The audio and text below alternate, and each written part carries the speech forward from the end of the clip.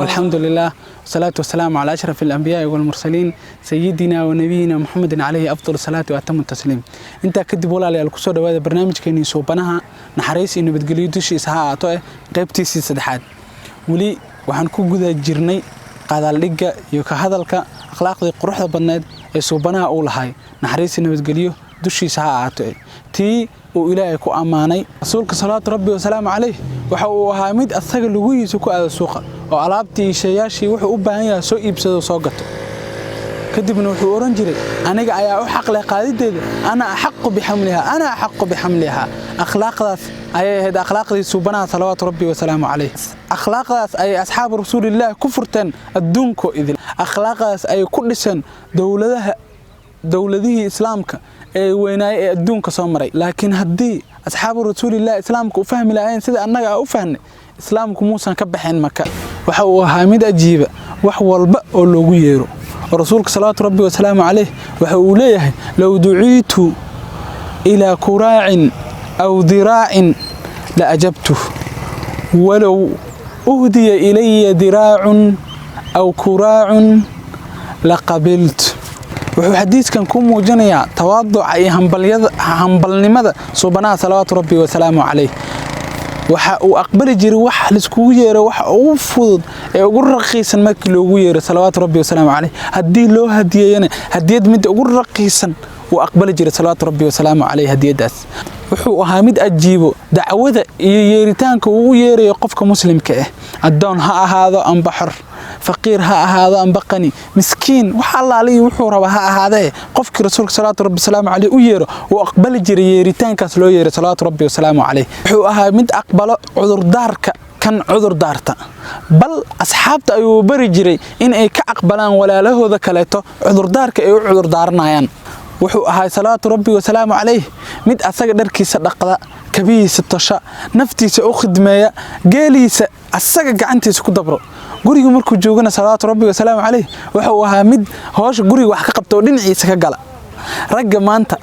waa iskala weyn yihiin inay guriga jikada wax ka galaan oo xaaskooda caawiyaan rasuulka salaatu rabbi wa salaam alayhi waxa uu ahaa mid hoosh guriga wax ka qabto dhankiisa ka galo waxa uu wax la cuni jiray khaadimka naam khaadimka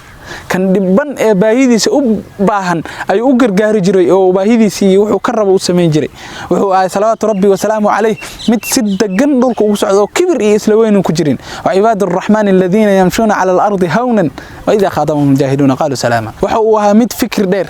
aan ku daldalmin wax uusan u baahnayn aamusnaan dheer wuxuu ahaa waqtigiisa inta badan isaga oo aamusan hadii uu hadlana منبرك أيا قريري جري صلاة ربي وسلام عليه مرك أوها الله كوها جري جوامع الكلم رياض وحسوكوبا هذا الإسهاستا عد وحعبريا معنا وين كفديو ترى أهانا ير هذا الكيس لقوي ملهن قد أفلح المؤمنون الذين هم في صلاتهم خاشعون والذين هم عن اللغو معرضون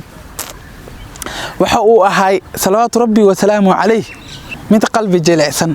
نحريس بدن وجهي سمر والبا وحصارنيد oo laga dheehan jiray dool cadeen iftiin qurux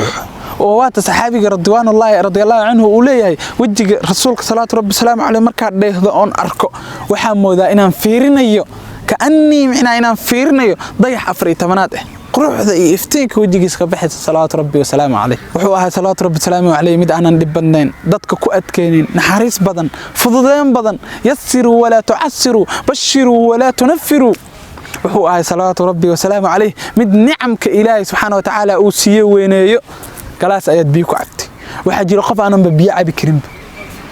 ehelkaadii familkaadii qoyskaaga ayaa la cunteysay waxa jira min aanan cunteen karinba amba ehel dhanba lahayn lugahaaga ayaa ku socota oo dhaqdhaqaaqaysa waxa jira mid aan dhaqaaqi karinba oo sariir iyo firaash dul saaran نعمك إلهي كقل ذستي أيو صلوات ربي وسلام عليه وينين جري نعمة أكتي سقيمة أيو كل هدو كويند قيمة كسي إله ذا يسكس أما حيرات أنبه وينات أكتي سقيمة أيو كل هد دولك صلوات ربي وسلام عليه ولي أنت الله كانوا حكم الشيغان كما فعلون أري كما دهن صلوات ربي وسلام عليه الدنيا ذنا على يسبكم هين وأكتي سوحبيها يا كأهد صلوات ربي وسلامه عليه. ما لي وللدنيا ما أنا في الدنيا إلا كراكب استظل تحت شجرة ثم راح وتركها. هذا القصة لقاها يا صلوات ربي وسلامه عليه. أنيجي الدون محان اسكوينا محاينا قدحي أنيجي الدون وحانو كلا نهي تصالها qof raakib ah oo safar ku jira oo geed inta ku harsaday hooskiisii harsaday kadibna ka tago safarkiisa sii waday. maaliya walid dunya asxaabtiisa ayuu salaatu rabbi wasalaam alayhi dooni jiray, ayuu ka wardooni jiray, dadka ayuu ka warheen jiray jiradooda, caafimaadkooda, imaatinkooda, bixitaankooda, yani dhibaatooyinka iyo waxyaabaha haysto. wuxuu ahaa qof ka mid ah baahidooda, quudkooda, ahwaashooda ayuu ka warheen jiray salaatu rabbi wasalaam alayhi.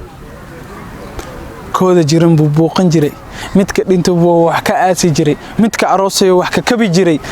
maanta dhan wuu kula sheekaysanayaa, wuu ku dhoola cadeynayaa, wuu ku qoslayaa, ihtimaam ayuu ku siinayaa, adiga ayuu ku soo jeesanayaa, ku fiirinayaa marka alla hadlaysid. ka waran rasuulka hortaada fadhiyo, kula sheekaysanaya, kula qoslayo salaatu rabbi wa salaamu alayhi. wuxuu la fariisan jiray oo waqti la qaadan jiray dadka idil, kan yar kan weyn, faqiirkooda, qanigooda, miskiinkooda, haweenkooda, duqooshinkooda. qofkii wax weydiisana salaatu rabbi wa salaamu alayhi waliga kum cilin wasiya lawla tashahhud la kana la'uhu na'am. hadii ashhaatunka aysan mayo ku jiri lahayn mayadiisu ha ayay noqon lahayd. waa tashaacirka carabeed leeyahay salaatu rabbi wa salaamu alayhi. wuxuu ahaa mid dhoola cadeyn badan, dabeecad wanaagsan, u jilicsan masaakiinta, naxariis badan, u garab laalaadiyo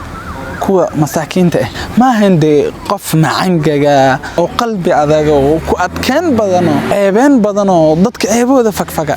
walaalihiis ayuu la joogi jiray, waqti la qaadan jiray, ku qosli jiray waxa ay ku qoslaan salaatu rabbi wa salaamu alayhi. waxay la yaabaan wuu la yaabi jiray. wuxuu qof caadi oo iyaga ka mid ah oo waqti la qaato la joogo. wuxuu u dul qaadan jiray oo u subri jiray kuwa badowga ah reemiga ee baadiyaha ka imaaday afka adag. wax iga sii maalka ee agtaada yaalo, hooyada ayaa baa midna kuma lahane. nin reemi ee baasaas ku dhahay salaatu rabbi wa salaamu alayhi. nacam waa maalka eebe. dulqaad iyo sabr ayuu u lahay dabeecadaha adag ee reemiga iyo dadka qalbiga adag ay leeyihiin. marba nin acraabi ah go'ay uu wato subhana salaatu rabbi salaamu alayhi ku jiiday ilaa uu yani garaafo ka gaarsiiyay qorti. uu dul qaadan jiray salaatu rabbi wa salaamu alayhi. dadka dulqaad ayuu u lahaa. weydiintoodii faraha badneed ayuu u dul qaadan jiray, afkoodii adkaay ayuu u dul qaadan jiray, qaab dhaqankoodii dhan buu u dul qaadan jiray. qofna weligii hadalka kuma jirin subhana salaatu rabbi wa salaamu alayhi. uu dhageysan jiray si dhameystiran oo waafi ah ka sheekaynta akhlaaqdiisa iyo shamaaisha quruxda badan. majalladooyin iyo kutub fara badan oo la buuxiyaa ma qaado, iyo khudbadooyin fara badan oo sanado dheer socday. laakiin ilaahay subxaanahu wa tacaala aayad kaliya ku soo koobay oo yiri wa innaka la ala khuluqin cadiim. ya salaam يا سلام. اللهم صل وسلم على سيدنا ونبينا محمد.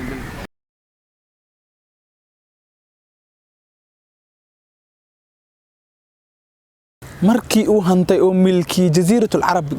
gees uu istaaga asagoo dadka la hadlaya, wuxuuna ku yiri erayo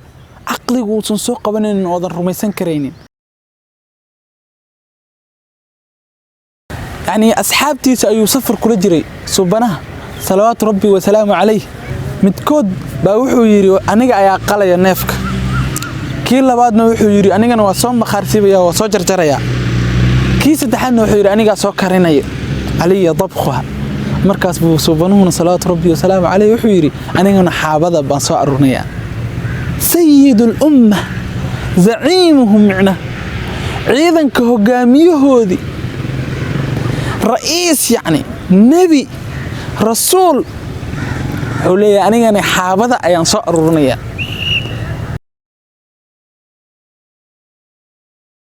قلبي أيا جريري جري صلوات ربي وسلامه عليه هدي وأركو دابد ودأ وحنبارسن علاس كتم بدن صلوات ربي وسلامه عليه كورم متك حنبارسن شعب كتم بدن wuxuu yiri saddex qofood oo kaste waxay isla leeyihiin hal gaadid aniga iyo cali iyo abu lubaabane hal gaadiid ayaan isla isticmaalaynaa hogaamiyihii ciidanka zaciimul umma nabigoodii rasuulkoodii wuxuu naftiisi la simayaa oo ku miisaan noqonayaa yani oo la miisaan yahay oo la saami yahay ciidanka midka ugu yar